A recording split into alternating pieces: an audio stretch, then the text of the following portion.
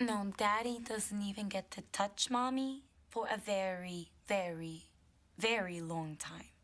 Daddy's really sorry about what he said in the other room. He didn't mean any of it. Daddy shouldn't waste his time. And from now on, it's gonna be nothing but short skirts around the house. And you know something else, Daddy? Mommy is just so sick and tired of wearing panties. Yeah? Yeah. In fact,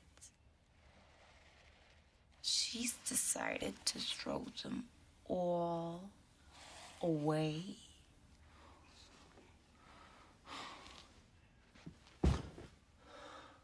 So take a good look, Daddy.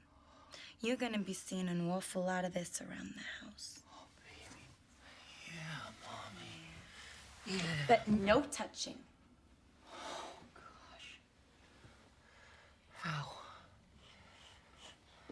What's wrong, Daddy? Baby. God.